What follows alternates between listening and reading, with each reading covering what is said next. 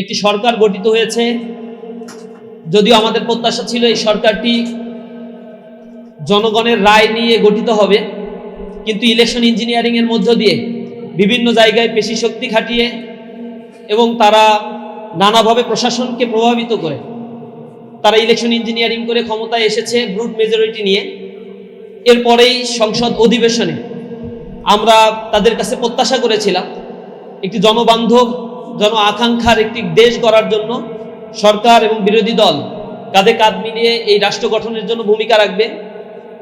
জুলাই বিপ্লবে যারা ভূমিকা রেখেছিল, শহীদ হয়েছে, জীবন দিয়েছে, পঙ্গুত্ব বরণ করেছে, যে সকল ছাত্র নেতৃবৃন্দ এখানে ভূমিকা রেখেছিল তাদের সাথে করে নিয়ে নতুন বাংলাদেশ গড়ার প্রয়াস তারা পাবে। কারণ তাদের রাজনৈতিক অধিকার দীর্ঘ সময় ধরে বঞ্চিত ছিল। তাদের প্রধান নেতা দেশের বাইরে দেশান্তরিত অবস্থায় ছিল।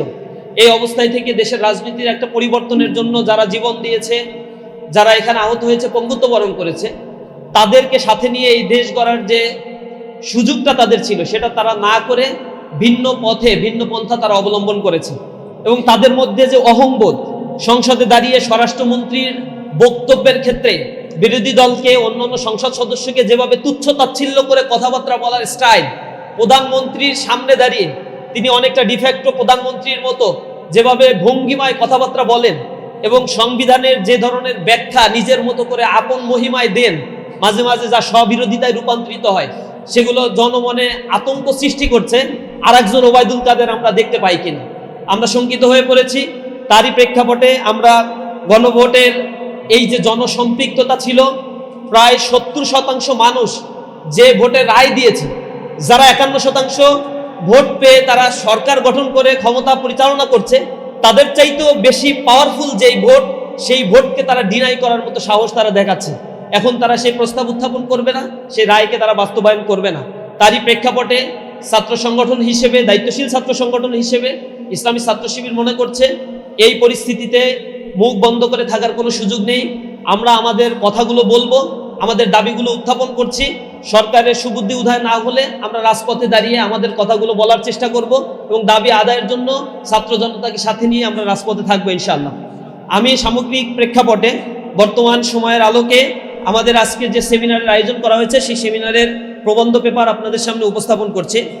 গণভোটের আলোকে জনরায় বাস্তবায়নে গড়িমসি সরকারের দায় ও জবাবদিহিতা, ঐতিহাসিক প্রেক্ষাপট এবং জনরায়ের সাংবিধানিক চরিত্র নিয়ে আমি শুরুতে আলোচনা করব। গণতান্ত্রিক রাষ্ট্র ব্যবস্থার মূল ভিত্তি হলো জনসম্মতি, অংশগ্রহণ ও সার্বভৌম ইচ্ছার প্রতিফলন।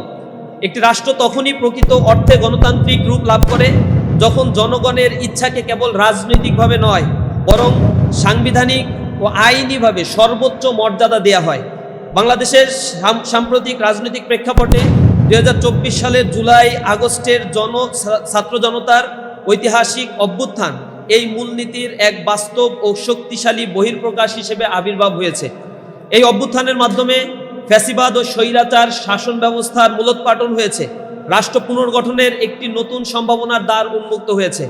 অভ্যুত্থান পরবর্তী সময়ে সার্বজনীন রাজনৈতিক দাবি ছিল রাষ্ট্রীয় কাঠামোর আমূল পরিবর্তন করা, এমন মৌলিক সংস্কার এখানে আনয়ন করা যার মাধ্যমে ভবিষ্যতে কোনো ব্যক্তি বা দল পুনরায় ফ্যাসিবাদী চরিত্র অথবা ক্ষমতার একচ্ছত্র আধিপত্য গ্রহণ করতে না পারে। অর্থাৎ এই আন্দোলনের কেন্দ্রীয় লক্ষ্য ছিল ক্ষমতার বিকেন্দ্রীকরণ, প্রাতিষ্ঠানিক জবাবদিহিতা এবং সাংবিধানিক ভারসাম্য প্রতিষ্ঠা করা। এই গণ আকাঙ্ক্ষাকে প্রাতিষ্ঠানিক রূপ দেওয়ার লক্ষ্যে জাতীয় ঐক্যমত কমিশন গঠিত হয়, যেখানে দেশের বিভিন্ন রাজনৈতিক দল ও নাগরিক সমাজের প্রতিনিধিরা অংশগ্রহণ করে। দীর্ঘ আলোচনার পর 84টি সংস্কার প্রস্তাবে ঐক্যমত্য প্রতিষ্ঠিত হয়, যার মধ্যে 47টি ছিল সরকারের সংবিধান সংশোধন সম্পর্কিত, সরাসরি সংশোধন সম্পর্কিত। এই প্রস্তাবসমূহ 2025 সালের 17 অক্টোবর রাজনৈতিক দলসমূহের অংশগ্রহণে আনুষ্ঠানিকভাবে স্বাক্ষরিত হয়ে জুলাই জাতীয় সনদ হিসেবে আত্মপ্রকাশ করে। জুলাই সনদের প্রস্তাবগুলো রাষ্ট্রীয় ক্ষমতার কাঠামোকে পুনর্বিন্যাস করার লক্ষ্য বহন করে। এতে প্রধানমন্ত্রীর ক্ষমতা সীমিতকরণ, রাষ্ট্রপতির ক্ষমতা পুনর্বিন্যাস, দ্বিকক্ষ বিশিষ্ট সংসদ প্রতিষ্ঠা, মৌলিক অধিকার সম্প্রসারণ, বিচার বিভাগের স্বাধীনতা এবং সাংবিধানিক প্রতিষ্ঠানের নিয়োগ প্রক্রিয়ায় স্বচ্ছতা নিশ্চিত করার মতো মৌলিক সংস্কার অন্তর্ভুক্ত ছিল। এই সনদের বাস্তবায়ন নিশ্চিত করার লক্ষ্যে 2025 সালের 13ই নভেম্বর রাষ্ট্রপতি জুলাই জাতীয় সনদ সংবিধান সংশোধন বাস্তবায়ন আদেশ 2025 জারি করে। এই আদেশের মাধ্যমে সনদকে একটি কার্যকর আইনি কাঠামোর মধ্যে আনা হয় এবং জনগণের প্রত্যক্ষ মতামত গ্রহণের পথ উন্মুক্ত হয়। এই ধারাবাহিকতায় 2026 সালের 12ই ফেব্রুয়ারি ত্রয়োদশ জাতীয় সংসদ নির্বাচনের দিনে এই ঐতিহাসিক গণভোট অনুষ্ঠিত হয়।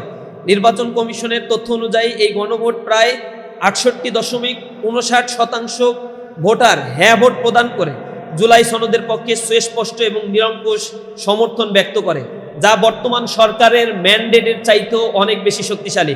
একজন সচেতন নাগরিক হিসেবে সচেতন নাগরিকের দৃষ্টিকোণ থেকে এই গণভোটের তাৎপর্য অত্যন্ত গভীর। এটি কেবল একটি নীতিগত অনুমোদন নয়, বরং এটি রাষ্ট্র ও জনগণের মধ্যে একটি নতুন সামাজিক চুক্তি বা সোশ্যাল কন্ট্রাক্ট প্রতিষ্ঠা। জনগণের এই প্রত্যক্ষ ম্যান্ডেট স্পষ্টভাবে নির্দেশ করে যে নির্বাচিত প্রতিনিধিরা কেবল আইন প্রণেতা হিসেবে নয়, বরং সংবিধান সংস্কার পরিষদের সদস্য হিসেবে দ্বিতীয় শপথ গ্রহণ করে নির্দিষ্ট সময়সীমার মধ্যে জুলাই সনদের আলোকে সংবিধান সংশোধন সম্পন্ন করবেন, যে শপথ ইতিমধ্যে বিরোধী দল নিয়েছে। অতএব এই গণভোটের ফলাফলকে একটি সাধারণ রাজনৈতিক মতামত হিসেবে দেখা যায় না, এটি একটি সুস্পষ্ট সাংবিধানিক নির্দেশনা, যা জনগণের সার্বভৌম ক্ষমতার প্রত্যক্ষ বহিঃপ্রকাশ। গণভোটের সাংবিধানিক বাধ্যবাধকতা বনাম নোট অফ ডিসেন্ট। বর্তমান ক্ষমতাসীন বিএনপি নেতৃত্বাধীন সরকারের পক্ষ থেকে জুলাই সনদ পূর্ণাঙ্গভাবে বাস্তবায়ন না করার পক্ষে যে প্রধান যুক্তি উপস্থাপন করা হচ্ছে তা হলো, জাতীয় ঐক্যমত্য কমিশনের আলোচনার সময় তারা সনদের বিভিন্ন গুরুত্বপূর্ণ ধারায় নোট অফ ডিসেন্ট বা ভিন্ন মত প্রদান করেছিল। সুতরাং তাদের দাবি অনুযায়ী সংসদে 2/3 সংখ্যাগরিষ্ঠতার ভিত্তিতে তারা নিজেদের দলীয় অবস্থান বা নির্বাচনী ইশতেহার অনুযায়ী সংস্কার বাস্তবায়ন করতে পারে এবং বাধ্যতামূলকভাবে জুলাই সনদ অনুসরণ করতে হবে না। কিন্তু এই যুক্তি কেবলই একটি দুর্বল যুক্তি নয়, এটি সাংবিধানিকভাবে অসঙ্গতিপূর্ণ, যৌক্তিকভাবে স্ববিরোধী এবং গণতান্ত্রিক নীতির সুস্পষ্ট পরিপন্থী। এই অবস্থানের অসারতা 3টি মৌলিক আইনি ভিত্তির আলোকে ব্যাখ্যা করা যায়। এখানে একটি মৌলিক সাংবিধানিক দ্বন্দ্ব স্পষ্ট হয়ে ওঠে। জনগণের প্রত্যক্ষ সার্বভৌম অর্থাৎ পপুলার সভরেন্টি বনাম সংসদীয় সংখ্যাগরিষ্ঠতার একটি দাবি। জনরায়ের সর্বোচ্চ সাংবিধানিক বৈধতা আসলে কি? বাংলাদেশের সংবিধানের 7-1 অনুচ্ছেদে সুস্পষ্টভাবে ঘোষণা করা হয়েছে, প্রজাতন্ত্রের সকল ক্ষমতার মালিক হবে জনগণ। এই নীতির আলোকে রাষ্ট্রের সকল সাংবিধানিক ও আইনগত কাঠামো শেষ পর্যন্ত জনগণের ইচ্ছার উপর ভিত্তি করেই প্রতিষ্ঠিত। যখন কোনো দলিল, এই ক্ষেত্রে জুলাই সনদ ও তার বাস্তবায়ন আদেশ, সরাসরি গণভোটের মাধ্যমে জনগণের সামনে উপস্থাপিত হয় এবং বিপুল সংখ্যাগরিষ্ঠতার মাধ্যমে অনুমোদিত হয়, তখন সেই অনুমোদন একটি সাধারণ রাজনৈতিক সমর্থন নয়, বরং এটি একটি প্রত্যক্ষ সার্বভৌম ম্যান্ডেট। প্রায় 68.69% ভোটারের হ্যাঁ ভোটের আইনি তাৎপর্য হলো জনগণ জুলাই সনদকে তার সামগ্রিকভাবে গ্রহণ করেছে। এই গ্রহণযোগ্যতা কোনো খণ্ডিত বা শর্ত সাপেক্ষে অনুমোদিত নয়, এটি একটি পূর্ণাঙ্গ অনুমোদন। ফলে পরবর্তীতে কোনো রাজনৈতিক দল বা সংসদীয় সংখ্যাগরিষ্ঠতা এই ম্যান্ডেটকে পুনর্ব্যাখ্যা বা সীমিত করার ক্ষমতা রাখে না। সাংবিধানিক তথ্য অনুযায়ী যখন প্রত্যক্ষ গণভোটের মাধ্যমে জনগণের মতামত প্রকাশিত হয়, তখন তা একটি উচ্চতর নরমেটিভ অবস্থান ধারণ করে, যা দলীয় ইশতেহার বা সংসদীয় সিদ্ধান্তের উপরে প্রাধান্য বিস্তার করে। প্রিয় সাংবাদিক বন্ধুগণ, নোট অফ ডিসেন্টের একটি আইনি প্রক্রিয়াগত একটি উপাদান, যা মূলত খসড়া প্রণয়ন ও আলোচনার পর্যায়ে রাজনৈতিক দলগুলো মত পার্থক্যের ক্ষেত্রে নথিভুক্ত করা হয়। এটি কোনো চূড়ান্ত বা বাধ্যবাধকতামূলক আইনি অবস্থান নয়। যখন একটি খসড়া দলিল, তার মধ্যে এই ভিন্ন মতগুলো অন্তর্ভুক্ত ছিল, সরাসরি জনগণের সামনে গণভোটের মাধ্যমে এটি উপস্থাপিত হয় এবং জনগণ সেটিকে অনুমোদন করে, তখন পূর্ববর্তী সকল প্রক্রিয়াগত আপত্তি বা ভিন্নমত স্বয়ংক্রিয়ভাবে আইনিভাবে গুরুত্ব হারায়। অর্থাৎ এই গণভোটকে কেবল একটি জনমত যাচাই প্রক্রিয়া হিসেবে দেখা যাবে না, বরং এটি একটি পূর্ণাঙ্গ রেটিফিকেশন প্রসেস, যার মাধ্যমে জনগণ খসড়া সনদকে চূড়ান্ত বাধ্যতামূলক রূপ প্রদান করেছে। এই সিদ্ধান্তের ফলে পূর্ববর্তী নোট অফ ডিসেন্টগুলো কার্যত তামাদি হয়ে যায়। এই প্রেক্ষাপটে এই ধরনের গণভোট উদ্বুদ্ধ ম্যান্ডেটকে একটি নন ডিরোগেবল ম্যান্ডেট হিসেবে বিবেচনা করা যায়, যা কোনো রাজনৈতিক বা আইন প্রণয়নকারী কর্তৃপক্ষ দ্বারা হ্রাস বা পরিবর্তনযোগ্য নয়। অতএব কোনো রাজনৈতিক দল পরবর্তীতে নোট অফ ডিসেন্টের দোহাই দিয়ে গণভোটের অনুমোদিত একটি দলিলকে খণ্ডিতভাবে বাস্তবায়ন করতে চাইলে তা সরাসরি জনগণের ম্যান্ডেটের বিরোধিতা হিসেবে বিবেচিত হবে। এক্ষেত্রে আমরা দেখছি সরকারের বর্তমান যারা রয়েছে তাদের বিভিন্ন ক্ষেত্রে স্ববিরোধী কিছু মতামত তারা ব্যক্ত করছে।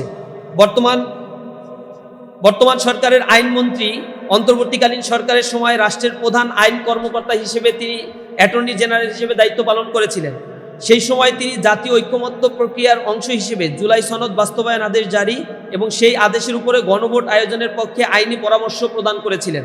এমনকি তিনি মত দিয়েছিলেন যে নির্দিষ্ট সময়সীমার মধ্যে যদি সংবিধান সংস্কার পরিষদ জুলাই সনদ বাস্তবায়ন করতে ব্যর্থ হয় তাহলে গণভোটের রায়ের ভিত্তিতে তা স্বয়ংক্রিয়ভাবে কার্যকর হবে।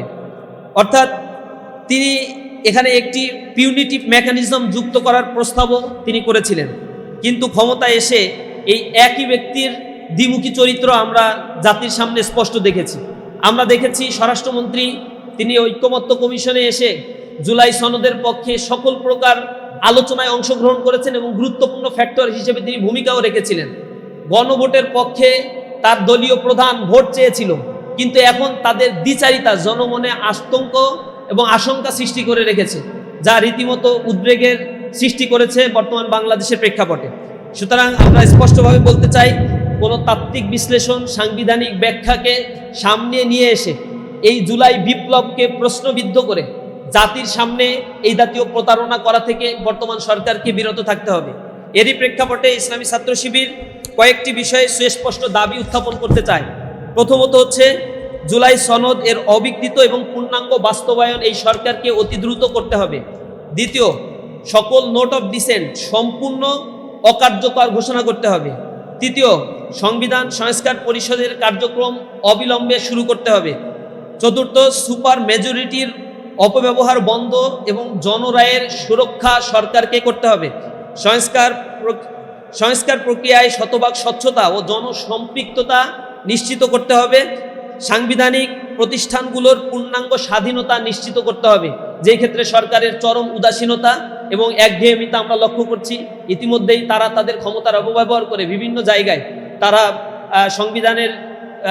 সাংবিধানিক যে পোস্টগুলো ছিল অথবা আমরা বিভিন্ন বিশ্ববিদ্যালয়ের ভিসিগুলোকে আমরা দেখতে পেয়েছি, বিনা কারণে কোনো নোটিশ ব্যতি রেখেই তারা এই পরিবর্তনগুলো এবং ক্ষমতার অপব্যবহার করেছে।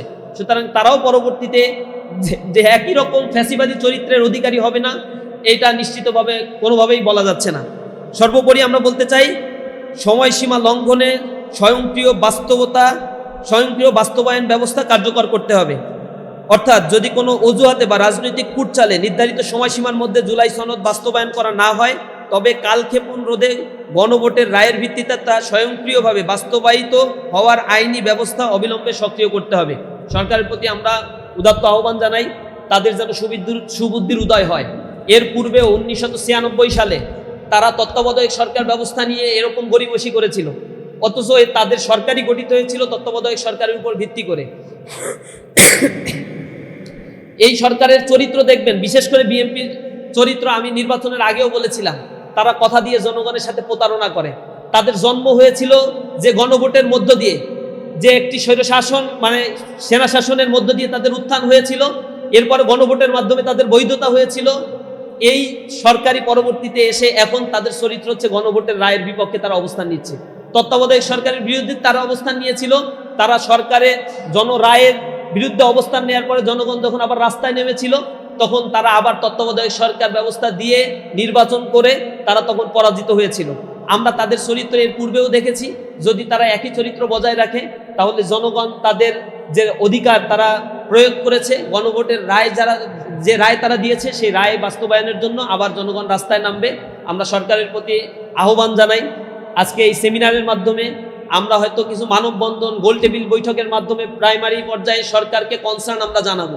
সরকার যদি আমাদের কনসার্নে তাদের বিবেক না নড়ে, তারা যদি এই বিষয়গুলোকে মাথায় না নেয়, তাহলে আমাদের যে কার্যক্রম বাকি থাকে অর্থাৎ রাজপথের আন্দোলন, সেই রাজপথের আন্দোলনেই আমরা নামবো ইনশাআল্লাহ।